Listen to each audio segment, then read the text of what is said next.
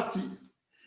Bonjour et bienvenue sur la chaîne des Fous de Normandie. J'ai le plaisir d'accueillir une nouvelle fois Coraline Ingray, le docteur Coraline Ingray, psychiatre, pour donc une nouvelle intervention, cette fois-ci sur un sujet dont on parle beaucoup, mais est-ce qu'on est vraiment sûr de le connaître si bien que ça? On va parler de l'hystérie en particulier et des diagnostics de troubles de la personnalité de manière un peu plus générale, mais d'abord de l'hystérie. Chers consoeurs, bonjour et bienvenue sur la chaîne des Fous de Normandie. On est ravis de vous recevoir de nouveau sur la chaîne. Est-ce que vous pouvez vous présenter pour ceux qui n'ont pas encore le plaisir de vous connaître et puis nous dire un petit peu de quoi vous allez parler? Merci beaucoup de cette nouvelle invitation.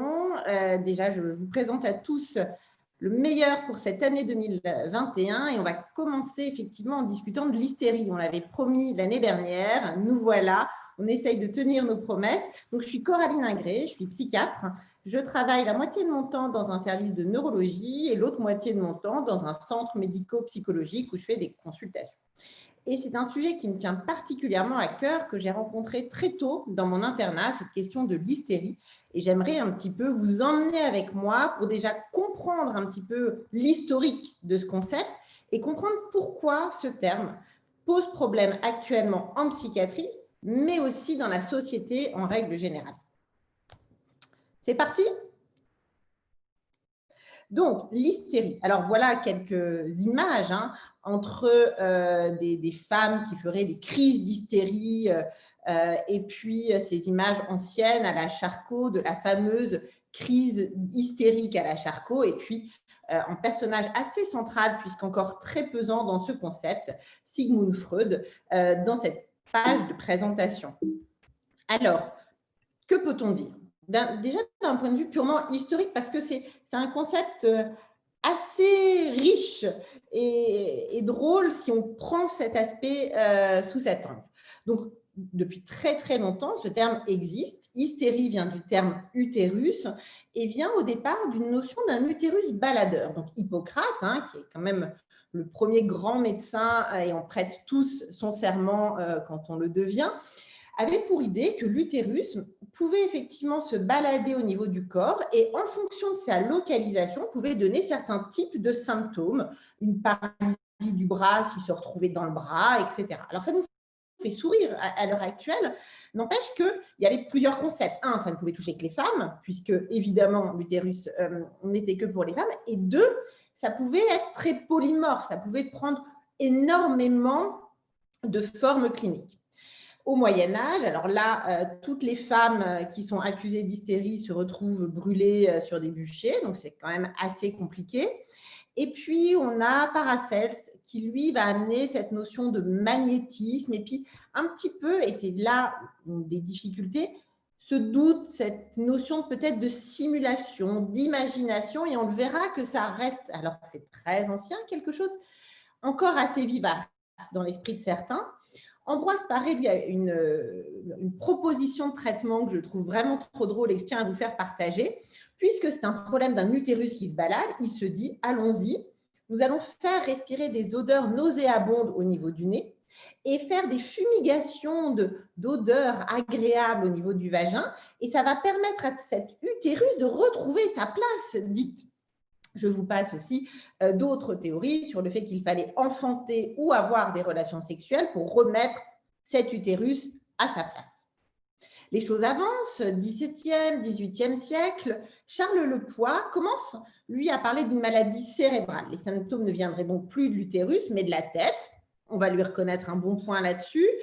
Et puis, William Cullen, qui est un Anglais, le premier à proposer le terme de néphrose, où il se dit, et là c'est intéressant, il s'agit de maladie sans fièvre ni lésion figurée. Là-dessus, il a raison. Par contre, lui continue à se dire que c'est lié aux organes génitaux féminins, ce qui est un problème. Et puis, on arrive dans le vif du sujet, dans le gros personnage, Charcot, qui, lui, va être le premier à dire l'hystérie est une maladie authentique, ce n'est pas de la simulation, ce qui est très bien.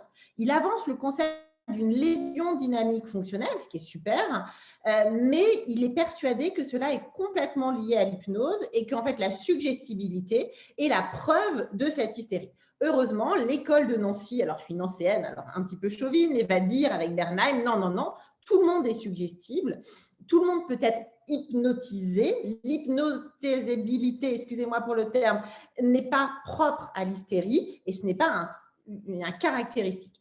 Mais voilà, en tout cas, l'hystérie sur le devant de la scène au 19e siècle. À ce moment-là, il y a un personnage central qui s'appelle Pierre Janet, qui travaille sur le concept de dissociation traumatique. Et pour lui, il se dit, il y a une théorie comme ça qui vient du traumatisme. Suite à un traumatisme, on a le pouvoir, la conscience, le pouvoir de se désagréger quelque part, de ne plus être totalement unifié. Et il y aurait des parties qui seraient un peu autonomes et qui produiraient des symptômes dits hystériques. Donc ça, c'est Pierre Janet avec ce concept de dissociation traumatique et je vous renvoie à notre vidéo sur la dissociation. Par rapport à ce moment-là, Freud, lui, reprend ces concepts, tout ce petit monde est contemporain, mais lui va commencer à se dire, non, en fait, le problème de l'hystérie, c'est de la conversion, c'est-à-dire il y a un mécanisme de défense fort du moi et du surmoi qui viennent empêcher les traumatismes de ressortir et qui viennent s'exprimer par le corps. Et on arrive à cette fameuse définition la plus classique de l'hystérie avec la conversion. Donc, voilà un petit peu pour cette vision historique. Et donc, on arrive à Freud et à sa conception classique qui reste encore extrêmement présente dans la plupart des esprits de psy au sens large. Donc, la définition classique de l'hystérie, c'est quoi? C'est deux choses. Lui va unifier, va réunir d'un côté un trouble de la personnalité, une personnalité hystérique. Il parle d'une personnalité histrionique, théâtralisme, hyper-expressivité, suggestibilité ou totalement dépendante, soumise. Et puis, les symptômes conversifs qui peuvent être d'expression physique, une paralysie, des crises, une perte de l'audition, de la vue, ou d'expression psychique, des amnésies, un langage ou une langue particulière, etc. Voilà le cadre de cette définition. Et donc, il va nous dire, on ne retrouve pas de support organique retrouvé. Alors, à l'époque, vu les moyens qu'ils avaient, c'est exact, sauf qu'aujourd'hui, on sait que c'est faux. C'est-à-dire que le cerveau n'a certes pas de lésion, mais il vient des dysfonctionnements. La façon dont le cerveau fonctionne est altérée en cas de ces troubles-là, on pourra en reparler.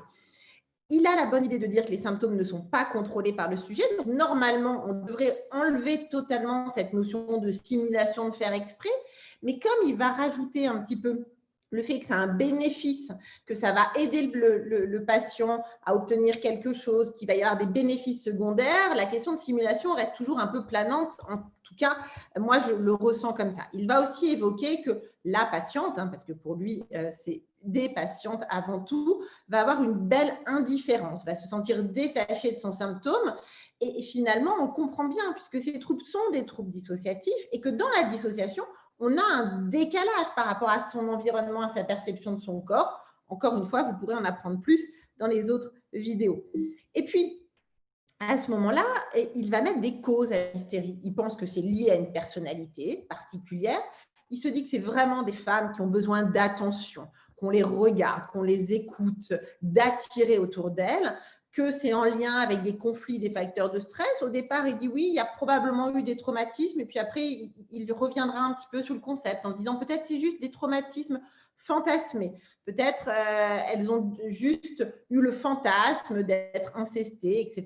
Donc là encore, vous entendez, on touche à des choses particulièrement difficiles, si vous voulez mon avis. Et puis, il met en avant aussi le fait qu'il peut y avoir des antécédents. OK. Ça, c'était pour les causes. Donc, on voit la vision classique de l'hystérie, des crises par Freud. Heureusement, les choses évoluent et puis, vous le savez peut-être, en psychiatrie, on a des classifications. La plus grande, c'est la classification américaine et au départ, il y avait ce concept de névrose hystérique. Et en 1980, il éclate pour la bonne et simple raison qu'on se rend compte que personnalité histrionique et symptômes conversifs ne sont pas du tout forcément associés et qu'on ne peut pas laisser ça dans le même package. Donc, il divise les deux, ce qui est une très bonne chose. Là, je vous ai remis un petit peu la frise. Mais donc, on arrive à nos jours où on doit requalifier ces troubles. Et alors là, ce n'est pas si facile que ça de requalifier ces troubles parce que tout le monde n'est pas d'accord. On parlait de symptômes médicalement non expliqués, non organiques, dissociatifs, psychogéniques, somatoformes. Ce n'est pas simple parce qu'il faut un terme qui est à la fois pas d'étiologie supposée parce qu'on commence juste à comprendre les mécanismes, qu'il n'y ait pas de préjugés. Alors, vous serez d'accord avec moi si je vous dis, oui, bah, c'est de l'hystérie, ma bonne dame, il y a quand même de grandes chances qu'elle ne le vise pas super bien, qu'il soit acceptable pour les patients. Et donc, le terme qui se dégage actuellement, même si ça fait encore un petit peu réflexion et débat dans le monde, c'est le terme de fonctionnel. Et on va commencer à parler de ce qu'on appelle les troubles neurologiques fonctionnels. Alors ça, c'est un point d'expert, mais quand même, ça a son importance. On a deux grandes classifications, l'américaine et l'internationale, qui n'arrivent même pas à se mettre d'accord. Les Américains gardent quelque part en tout petit le terme de conversion, quand au niveau international, on le rejette complètement. Mais donc, dans le DSM, on parle de troubles neurologiques fonctionnels, une atteinte d'un mouvement, d'une fonction sensorielle qui n'est pas mieux expliquée par une autre pathologie, où il y a une incompatibilité entre les symptômes et une affection neurologique reconnue au sens d'une affection avec une lésion neurologique reconnue ou d'une épilepsie, par exemple. Et puis, il y a une vraie souffrance. Le DSM va retirer la notion de non produit intentionnellement, donc retire cette notion de ce n'est pas de la simulation, pas pour affirmer que ça en est, pas du tout, mais pour dire que c'est quand même pas simple. Donc, il retire ce critère et surtout, il retire lié à un stress psychologique ou un conflit. Parce que parfois, on ne retrouve pas de facteur de stress évident, alors qu'on avait le sentiment que c'était lié que à ça. Donc, il va vous décrire une faiblesse, un mouvement anormal, un trouble de la déglutition, bref, tout ce que vous pouvez imaginer. Et puis, ce qui est très intéressant et ce qui, pour moi, est beaucoup plus juste, la CIM-11 dit c'est un trouble neurologique dissociatif. Et ça, c'est très intéressant puisqu'on revient sur ce mécanisme de dissociation et pour la plupart des experts, on parle bien de ça. Donc, ces troubles neurologiques dissociatifs et ce trouble neurologique fonctionnel, on pourra en reparler, mais effectivement, ça touche plus les hommes que les femmes, mais il y a quand même un quart d'hommes. Ça peut toucher tous les âges de la vie. Il peut y avoir un trouble fonctionnel et un Parkinson, une sclérose en plaques, une épilepsie. On a effectivement beaucoup plus de traumatismes, mais dans les 3/4 des cas, dans un quart, on n'en retrouve pas. On peut retrouver des facteurs de stress, des conflits, en effet, mais ce n'est pas obligatoire. Et on a actuellement les moyens, par des signes positifs, etc., d'aller faire le diagnostic de ces troubles neurologiques fonctionnels, mais ça pourrait être un vrai sujet en tant que tel d'une future vidéo. Ce qui est important, c'est de se dire que ces symptômes sont lourds à porter. Ils ont un impact pour les patients. Ce n'est pas juste « ah oui, ouais, c'est que de ce qu'on disait de l'hystérie, ça va ». Non, non, ça altère la qualité de vie tout autant qu'une maladie neurologique. Et ça, c'est extrêmement important. Et il y a beaucoup d'études qui le prouvent. Et pour en venir à en quoi l'hystérie pose problème. Elle pose problème en psychiatrie pour différentes choses. Alors, ce n'est pas forcément extrêmement politiquement correct, ce que je veux dire, mais c'est beaucoup plus un problème finalement de formation, de connaissances que des mauvaises intentions de certains médecins ou de certains psychologues qui sont restés sur des conceptions assez classiques des choses. En effet, je pense qu'il n'y a presque pas d'autres pathologies qui véhiculent encore en 2021 autant de préjugés que ce gros package anciennement appelé l'hystérie. Alors, pour vous dire, même dans certains services hospitaliers ou certains lieux de consultation, on a cette expression pour dire « elle est H ». Alors, H pour dire hystérie, et tellement on sent que ce terme est quand même plus très possible, mais quand même, et puis devant le patient, si jamais il entend, allez, on dit « elle est H ». Bon, vous comprendrez qu'évidemment, je puisse trouver à redire à ce raccourci. Et si on essaye de prendre un peu de recul et qu'on réfléchit, quand est-ce que ce diagnostic de H survient sur la table?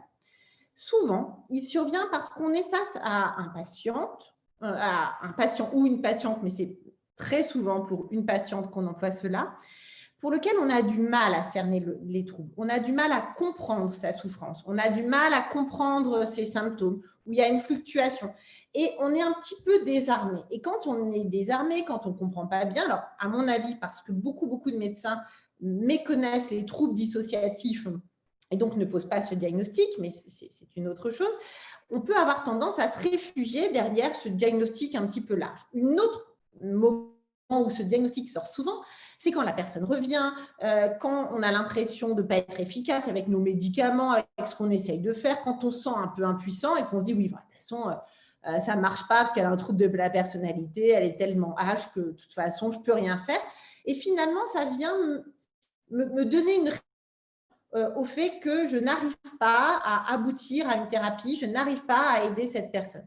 Donc, je ne dis pas que c'est simple, loin de là. Je dis que quand même, ce diagnostic arrive souvent dans ces deux situations-là, et ce qui peut nous interroger, à mon avis. L'autre chose, c'est quand on n'est pas bien sûr de se dire, mais est-ce que vraiment elle souffre? Elle le dit, mais tout en ayant un sourire. Alors bon, quand même, est-ce que c'est de la réalité? Est-ce que c'est de la simulation? Quand même, on voit à quel point tout le monde s'inquiète pour elle. Donc, c'est une quête d'attention, donc c'est de l'hystérie, donc je peux pas grand-chose, et donc je passe à autre chose. Et ce type de raisonnement, moi, à l'heure actuelle, me semble réellement plus possible, et je pense qu'on a intérêt à mieux se former, à mieux comprendre, à mieux interroger, à se débarrasser de tout un tas de préjugés historiques. Et donc, on en arrive un peu à cette question du trouble de la personnalité. Il y a une possibilité de diagnostiquer des troubles de la personnalité qui existent dans le DSM-5. Alors, je sais qu'avec le docteur Alexandrian, on n'est pas totalement d'accord. Moi, je pense que ça existe, que c'est rare, que ça existe. Par contre, ce dont je suis sûre, c'est qu'on ne peut pas parler de troubles de la personnalité quand on a quelqu'un qui a une phase aiguë de décompensation. Qu'est-ce qu'on entend là en tant que psy par phase aiguë de décompensation? Si j'ai quelqu'un de déprimé, si j'ai quelqu'un avec un trouble anxieux important, avec un TDAH, avec un trouble bipolaire, avec une schizophrénie, avec tout ce que vous voulez, je ne peux pas à la fois avoir une pathologie psychiatrique décompensée où je ne vais vraiment pas bien, et à la fois être capable d'aller juger du fonctionnement prémorbide, c'est-à-dire quand tout va bien, j'ai un fonctionnement avec les autres de telle manière. Et là où je pense qu'on fait une erreur grave, c'est quand on se permet de poser des troubles, des diagnostics de troubles de la personnalité, alors que la personne a des symptômes aigus qui sont reliés à une toute autre maladie. Et je pense que c'est une erreur, mais je pense que c'est une tentative qu'on a lorsqu'on se sent un petit peu impuissant. Et donc, moi, je dis toujours, réglons la problématique aiguë avant de se permettre d'aller juger sur le fond de la personne. Et puis, avant de parler de troubles de la personnalité, je pense qu'il nous faut quand même un certain nombre de consultations, un certain nombre de rencontres avec la personne. Or, malheureusement, on l'entend encore. Je vais rencontrer une personne un quart d'heure dans un box aux urgences, elle ressort avec ce diagnostic. C'est pas possible. On ne peut pas juger, vous serez d'accord avec moi, on ne connaît pas une personne au bout d'un quart d'heure d'interaction dans un box aux urgences. Donc, voilà pourquoi, à mon avis, dans la psychiatrie 2021 en France, parce que c'est surtout en France que ce terme persiste. Alors, beaucoup de pays ont depuis bien longtemps fait volte-face et abandonné totalement ce concept. Ça nécessite un petit peu de précaution. Puis, si on arrive sur la question sociétale, parce que finalement, il n'y a pas que dans les bureaux avant d'en arriver là, juste sur la précédente diapo, que je précise bien moi ma pensée, c'est-à-dire que je ne dis pas que les troubles de personnalité n'existent pas. Ce que je dis, c'est que ce n'est pas du tout un diagnostic prioritaire. Ça doit être un diagnostic d'élimination. Et on a énormément de choses à éliminer, croyez-moi, avant de retenir un diagnostic de trouble de personnalité. Donc ça, c'est surtout ça que je dis. C'est-à-dire que c'est faire un diagnostic de trouble de personnalité chez un patient avant d'avoir envisagé autre chose, c'est une perte de chance pour le patient. Ce n'est pas quelque chose qui va… Voilà. Donc oui, il ne faut évidemment pas en faire pendant les phases aiguës, parce que alors là, c'est même complètement dingue, il ne faut vraiment jamais faire ça. Mais au-delà même de ça, même en situation stabilisée, moi, je considère que c'est un diagnostic d'élimination, c'est-à-dire que si on hésite entre un trouble autre qu'un trouble de personnalité, parce que ça remplit les critères, avec un trouble de personnalité, il faut toujours prioriser, selon moi, le trouble qui est autre qu'un trouble de personnalité, donc d'un TDAH, d'un trouble anxieux, d'une schizophrénie. Voilà. Ça, c'est ma position.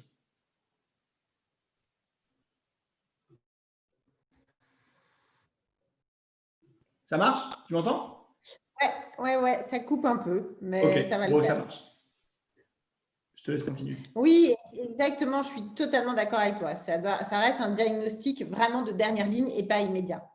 Alors, sur la problématique sociétale, parce qu'on l'a dit, il n'y a pas que dans les cabinets de psy ou dans les hôpitaux psychiatriques qu'on entend parler d'hystérie. Alors là, récemment, les hommes politiques, à l'Assemblée, elle a fait une vraie crise d'hystérie. Non, mais qu'est-ce que ça amène? Alors ça, vraiment, et c'est un combat, je pense, qu'on a à mener. Le terme d'hystérie révèle et met en lumière encore les inégalités hommes-femmes dans notre société, où d'un côté, il y aurait l'homme rationnel qui sait maîtriser ses émotions et qui raisonne de manière correcte, et de l'autre, la femme désinvolte, séductrice, qui ne maîtrise rien et qui part sous forme de crise. Donc, c'est excusez-moi l'expression, mais une connerie finie. Et je pense que ce terme devrait vraiment être totalement interdit des journaux, etc., sous une forme presque insultante pour les femmes. Et je pense que c'est vraiment important de bannir cela, parce qu'on a beau avoir ces représentations, la crise d'hystérie, qui en plus est très éloignée du concept d'hystérie au départ de Freud, que nous avons gentiment démonté ou en tout cas remis en question. Mais actuellement, l'hystérie, c'est elle a perdu le contrôle, elle a crié, elle est devenue folle, elle s'est fait remarquer de tout le monde, c'est une véritable hystérique. Alors, soyons clairs, les hommes sont tout autant capables que les femmes d'un moment péter les plombs et se mettre à faire une démonstration X ou Y, déjà. Et puis, ça ne colle pas à ce terme, ni dans sa définition classique, ni dans sa définition moderne. Et donc, je pense qu'il doit être combattu. Et puis, une dernière diapo avant qu'on en discute un peu plus, qui est, mais pourquoi ça touche plus les femmes que les hommes si finalement, ce n'est pas lié à cet utérus-là? Qu'est-ce qui fait? Alors, il y a une hypothèse que j'aime beaucoup qui remonte à l'âge des cavernes.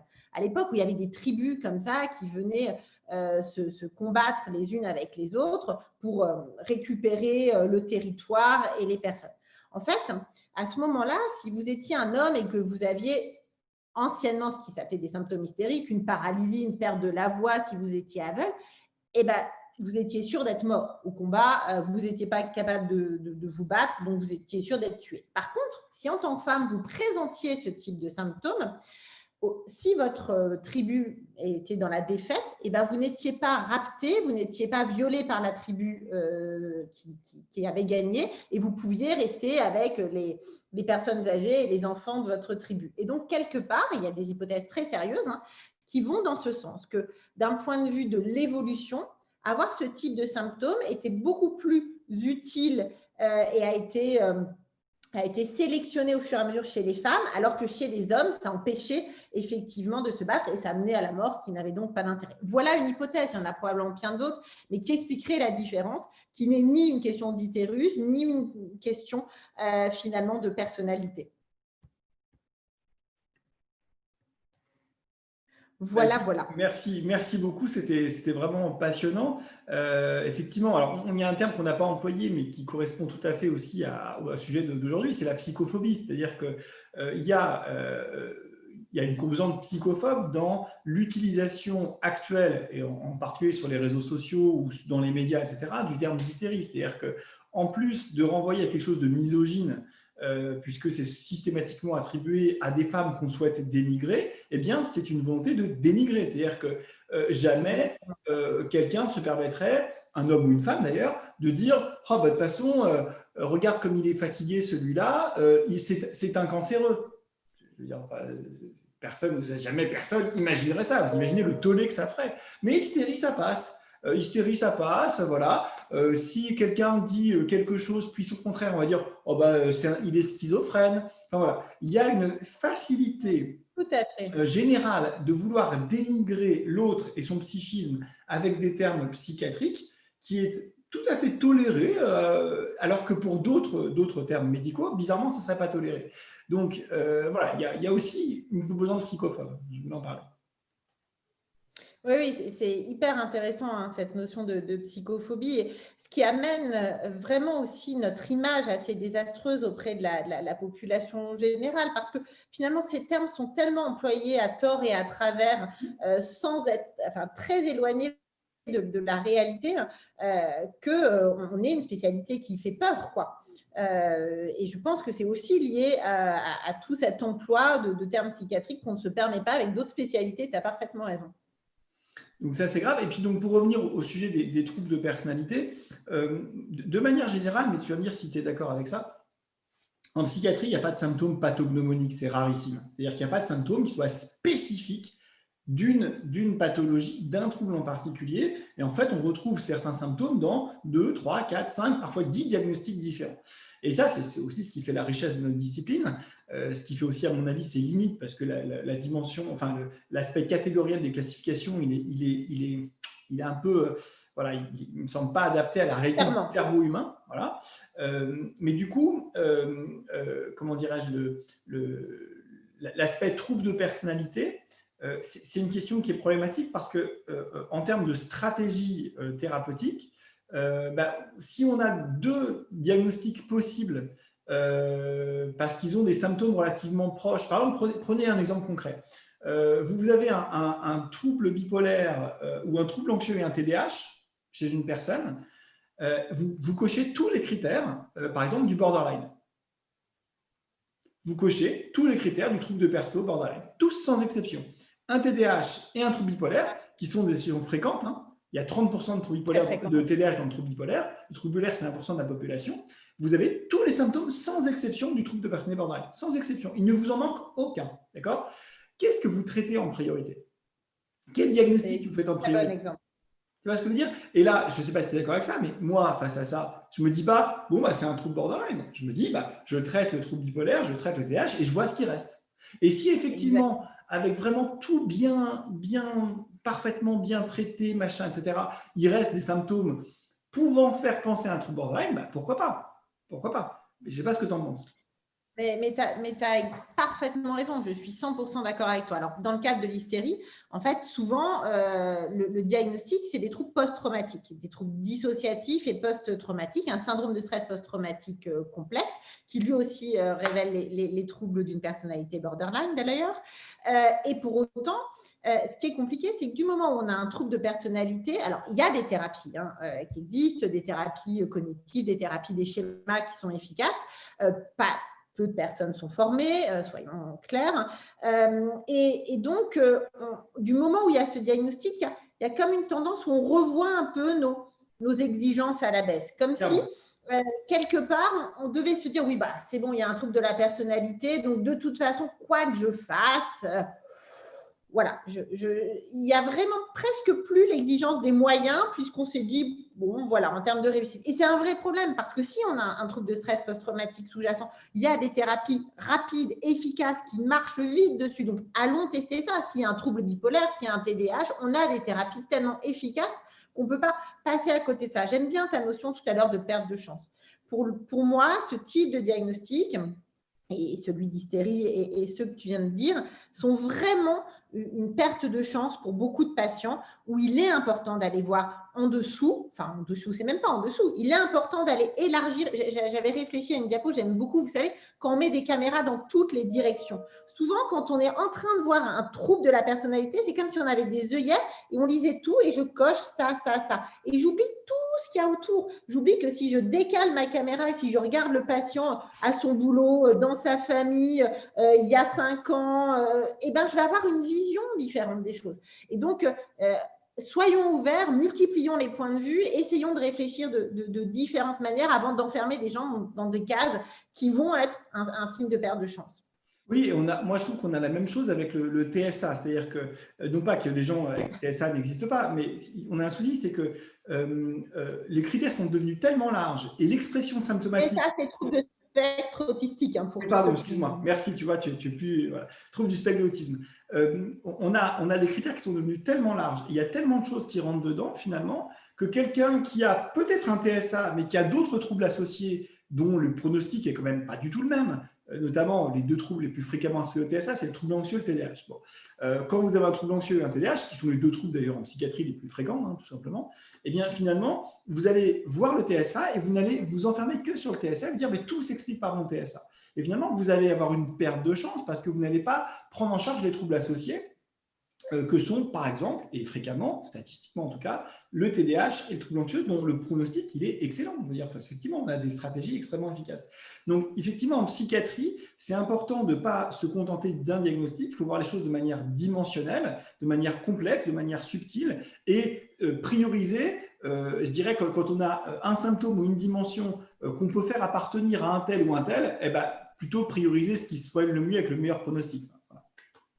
C'est vraiment intéressant ce que tu dis, alors parce que vous savez, donc l'hystérie, il y avait ce terme de névrose qui était associé. Et en fait, je me suis retrouvée récemment à avoir plusieurs situations de patients et de patientes, mais patients et patientes, qui avaient des troubles neurologiques fonctionnels, en particulier ce qu'on appelle des crises non épileptiques psychogènes, donc des crises qui ressemblent à l'hystérie, de l'épilepsie, mais qui n'en sont pas, ce qui était décrit par Charcot. Et en fait, on s'est retrouvé a posteriori chez ces personnes à faire un diagnostic de syndrome d'Asperger, donc qui fait partie du trouble du spectre autistique. Sauf qu'au départ, c'était tellement inconcevable que hystérie, névrose et autisme puissent cohabiter d'une manière ou d'une autre dans des visions très psychanalytiques des choses, en fait, qu'on pouvait passer totalement à côté de ce spectre autistique. Et avec aussi quand même tout un tas de thérapie efficace sur aller travailler sur les interactions sociales, où il y a des choses quand même très intéressantes à faire dans le spectre autistique du moment où on a regardé cela. Donc, encore une fois, on peut se faire piéger. On est loin d'avoir la science infuse, loin de là. Nos diagnostics peuvent être remis en question à tout moment et heureusement, les patients nous aident à ça et je pense qu'il faut rester humble par rapport à ça. Et puis, toutes les associations sont possibles. Moi, c'est vrai que ce diagnostic anciennement de ces troubles neurologiques fonctionnels associé à de l'autisme, je pense qu'il y a 10 ans, on m'aurait dit ça, j'ai dit oui, mais bien sûr, oui. Alors que maintenant, c'est une réalité totale. Et j'ai des patients qui en témoignent totalement. Donc, vraiment, je pense que soyons ouverts et remettons-nous un peu en question. Franchement, c'est des paroles parfaites pour conclure. Merci infiniment, Coraline, de cette présentation. Et puis, peut-être un petit mot pour conclure. Alors, effectivement, pour conclure, je pense que ce sujet ouvre d'autres sujets, celui des troubles neurologiques fonctionnels, celui des crises non épileptiques psychogènes. C'est vrai que ça me semble important. Merci. Effectivement, il y a ce livre, Le trauma, comment s'en sortir. Donc, je ne sais pas si vous voyez le livre là, je crois qu'il faut que je parle pour que du coup la caméra soit sur moi. Voilà le livre qu'on a présenté, que Coraline vous a présenté, le docteur Ingray, voilà, qui est vraiment un très bon bouquin. J'ai commencé à avoir des retours très positifs dessus. Je viens, parce que je pense que les gens mettent un petit peu de temps à me le dire, mais vraiment, ça y est, j'ai des premiers retours super dessus. Donc, merci beaucoup. Merci. C'est un livre vraiment de self-help pour se s'aider quand on a vécu un traumatisme. Je suis passée vite dessus, mais 3/4 des personnes avec ce type de symptômes dont on vient de parler, de troubles neurologiques fonctionnels, ont vécu des antécédents traumatiques. C'est un vrai livre pour vous accompagner et pour sortir des traumatismes. Et là, on nous prévoit des 25%, un quart de personnes avec des troubles de stress post-traumatique suite à cette épidémie de Covid. Je ne sais pas ce que vaudront ces chiffres et on les regardera dans quelques temps. Mais en tout cas, ce qui est sûr, c'est que ça vaut le coup d'avoir des outils pour avancer dans ce contexte. Merci beaucoup, docteur Ingray. Et puis, à une prochaine fois, je crois, sur la chaîne. Au revoir.